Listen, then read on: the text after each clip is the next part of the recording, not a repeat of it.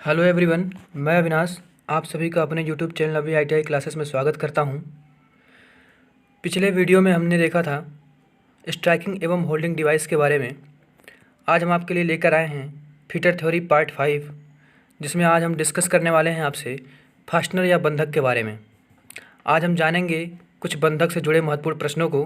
हमारा पहला प्रश्न, किसी मशीन के विभिन्न भागों को जोड़ने वाले माध्यम को कहा जाता है? किसी मशीन के विभिन्न भागों को जोड़ने वाले माध्यम को क्या कहा जाता है? देख, किसी भी माध्यम, जैसे कोई भी मशीनी पार्ट्स या कोई भी दो पार्ट्स है, तो उसको जोड़ने के लिए बहुत सारे ऑप्शंस होते हैं। पहली बात तो आपको ये जानना जरूरी है कि जोड़ आपका कितने प्रकार का होता है। जोड़ आपका 3 तरीके का होता है।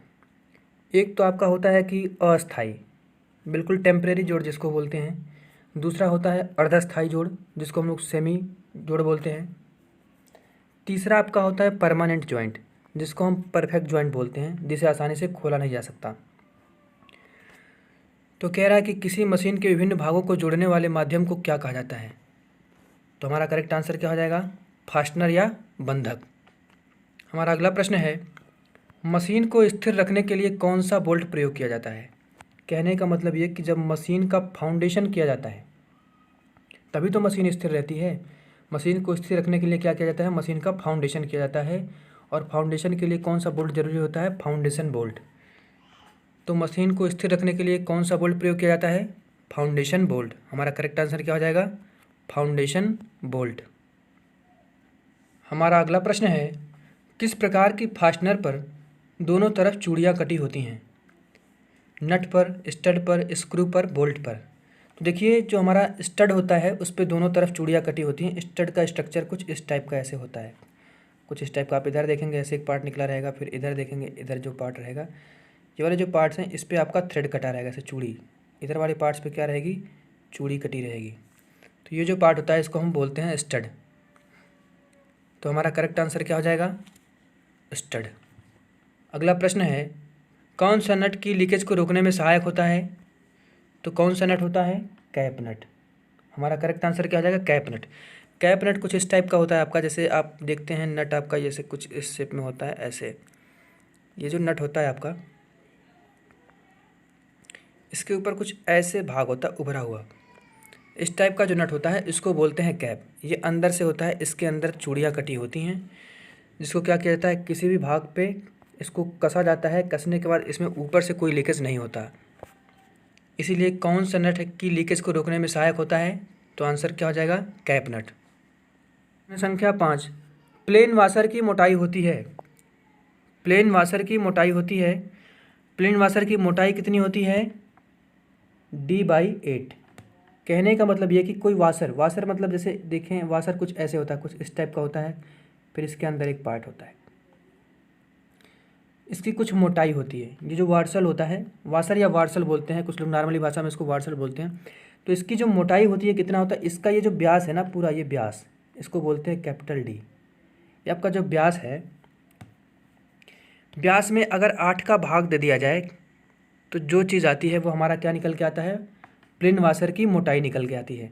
कहने का मतलब कि अगर कोई व्यास है, कोई वाशर है जिसका व्यास कितना है? 16 mm, तो उसकी मोटाई कितनी होगी? /8। तो हमारा करेक्ट आंसर क्या हो जाएगा? 2 mm। तो प्लेन वाशर की मोटाई होती है D/8। अगला प्रश्न है,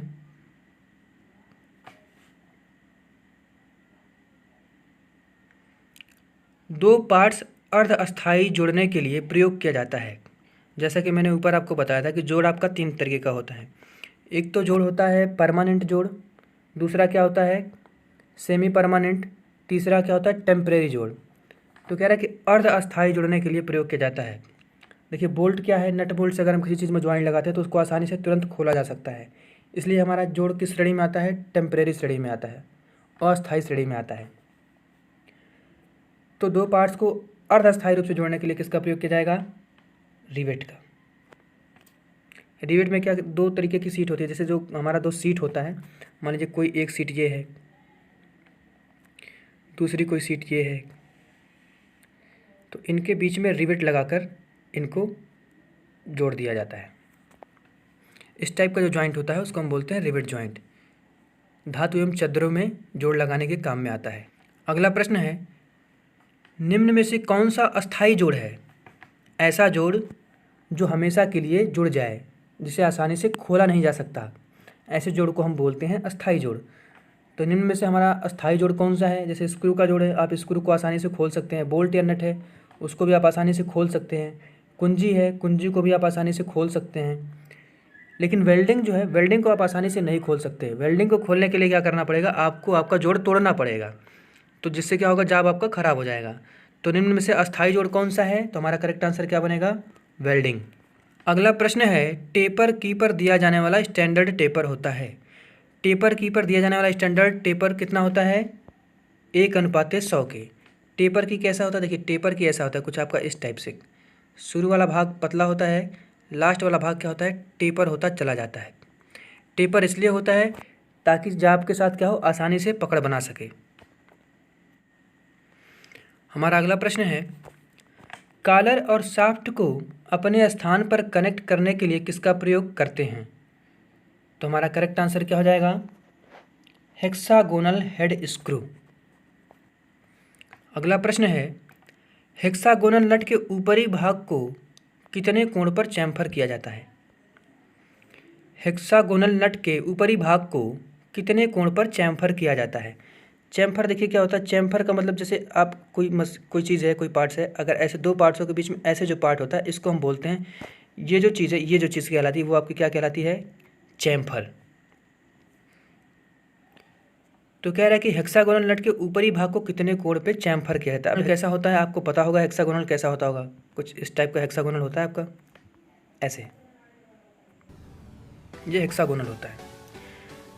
तो इसका जो नट का चैम्फरिंग है, हेड का जो चैम्फर होता है, ये जो चैम्फर होता है, ये जो चैम्फर वाला हिस्सा होता है, ये कितने का होता है?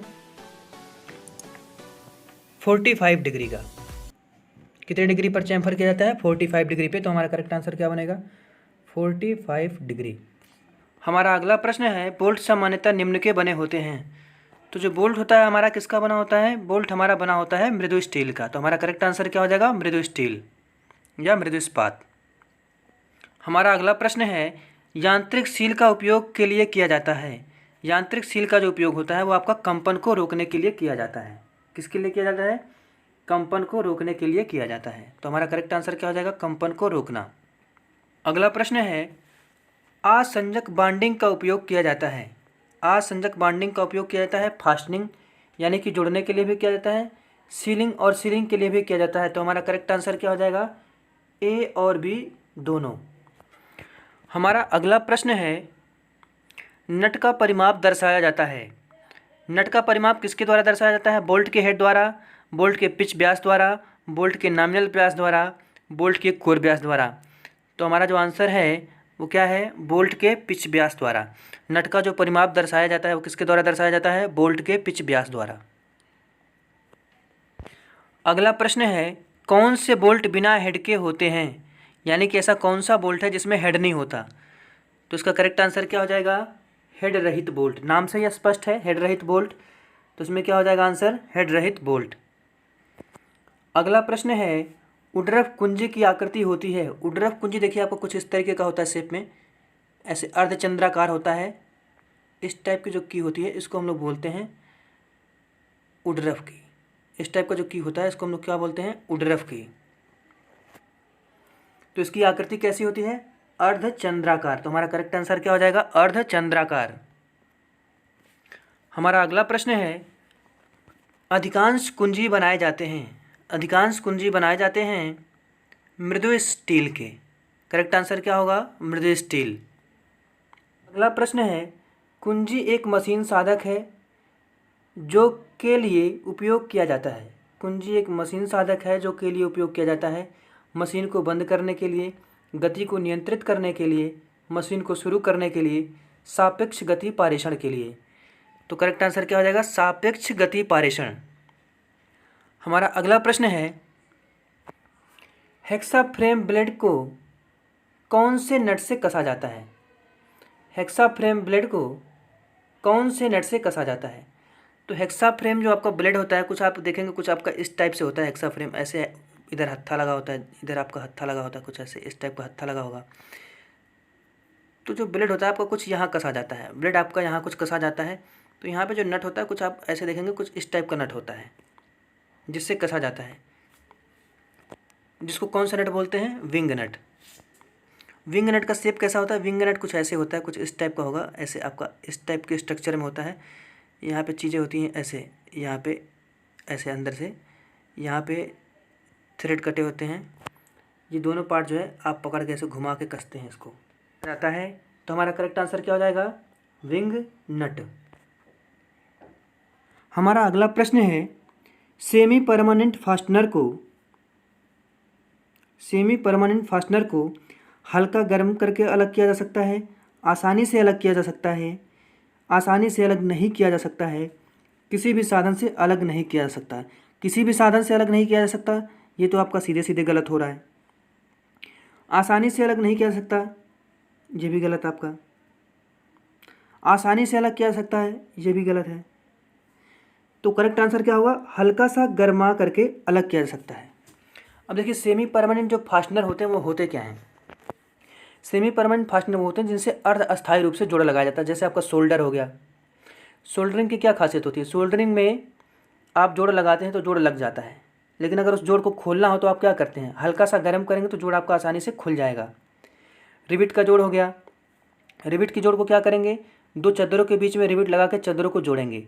जब उनको खोलने की आवश्यकता पड़ेगी तो उनको हल्का सा गर्म करके ठोक देंगे, रिपीट आपका निकल जाएगा। कहने का मतलब सेमी परमानेंट फास्टनर को हल्का गर्म करके अलग किया जा सकता है। आज के लिए बस इतना ही, फिर हाजिर होंगे एक नए वीडियो के साथ। जय हिंद।